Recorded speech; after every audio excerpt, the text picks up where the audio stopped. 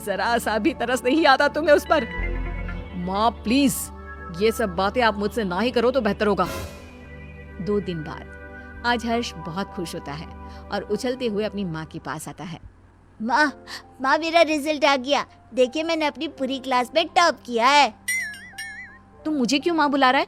मैं तेरी माँ नहीं हूँ, समझा? अरे क्यों डांट रही है बच्चे को? माँ ही तो है तू उसकी। सगी माँ नहीं हूँ मैं इसकी, जो ये इस तरह बार बार मुझे माँ माँ बुलाता रहता है। ये सगी माँ कौन होती है? क्या माँ भी कभी सगी और पराई होती है? लो फिर शुरू हो गया। माँ जी, आपने ना इसे बहुत सर पर चढ़ा रखा है। अब आप ही संभालिए इसे।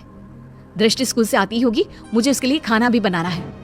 इतना कहकर महिमा वहां से चली जाती है। दादी, कोई मुझे प्यार क्यों नहीं करता? सब दीदी से ही क्यों प्यार करते हैं? अरे ना ना बेटा, ऐसी कोई बात नहीं है। दृष्टि बड़ी है ना, इसलिए बस सबको उसकी फिक्र लगी रहती है। फिक्र और प्यार दोनों में अंतर होता है दादी। मम्मी पापा ना तो मेरी फिक्र करते हैं और ना ही मुझसे प्यार।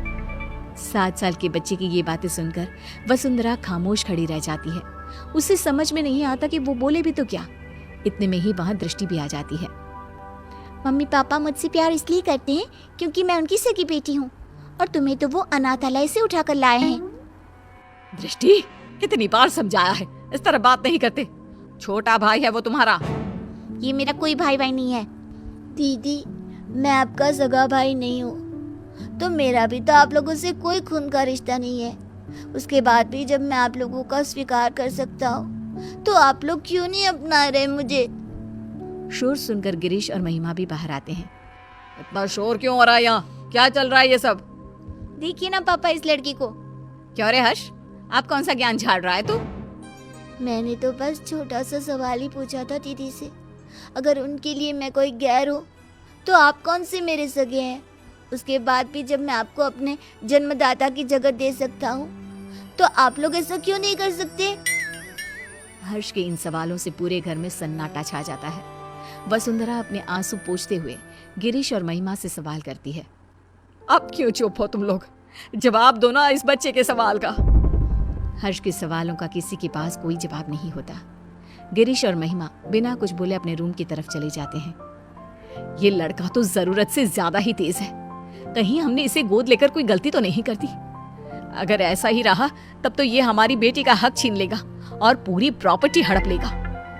तुम सही बोल रही हो महिमा, हमें जल्दी से इस लड़के का कुछ करना होगा। ये हमारी बेटी के लिए खतरा हो सकता है। अगले दिन, हर्ष बेटा कहाँ हो? चलो आज हम तुम्हें कहीं बाहर घुमाने ले चलते हैं। सच में माँ, हम घूमने जा रहे हैं? हाँ बेटा, अब जल्दी से तैयार होकर आ जाओ। हर्ष भागते हुए अपने रूम में तैयार होने जाता है। थोड़ी देर बाद वो तैयार होकर बाहर आता है जहाँ गिरीश और महिमा उसका इंतजार कर रहे होते हैं। मम्मी पापा, हम कहाँ जा रहे हैं? आज हम तुम्हें मेला दिखाने के लिए लेकर जा रहे हैं। कल तुम्हारे सवालों ने हमारी आंखें खोल दी, इसलिए अब हम तुम्हें अपने सगे बेटे जितना ही प्यार देंगे। हर्ष ये सब सुनकर बेहद खुश हो जाता है। उसे लगने लगता है कि अब उसके बुरे दिन जा चुके हैं, लेकिन उसे कहाँ पता था कि उसकी किस्मत में आखिर आगे क्या लिखा है। वे सब मेले में पहुंच जाते हैं। हर्ष बेटा, झूला झूलोगे? हाँ मम्मा, मुझे झूला झूलना बहुत पसंद है। ठीक है, तुम जाकर झूला झूल लो, हम लोग तुम्हारा यहीं इंतजार करते हैं। हर्ष चला जाता है। यही अच्छा समय है, अब हम घर चलते हैं, इसका काम तो हो गया। सही कहा तुमने, मेला घर से इतना दूर है कि ये वापस लौटकर कभी नहीं आ पाएगा। गिरीश और महिमा वहां से चले जाते हैं। हर्ष जब वापस लौटता है तो उसे वहां कोई नजर नहीं आता। वो पागलों की तरह अपने परिवार वालों को ढूंढता है। कुछ घंटे ढूंढने के बाद जब उसे कोई नहीं मिलता तो उसे सब समझ आ जाता है। अब वो करता भी तो क्या? न घर का पता मालूम था, ना ही कोई फोन नंबर। थक हार कर वो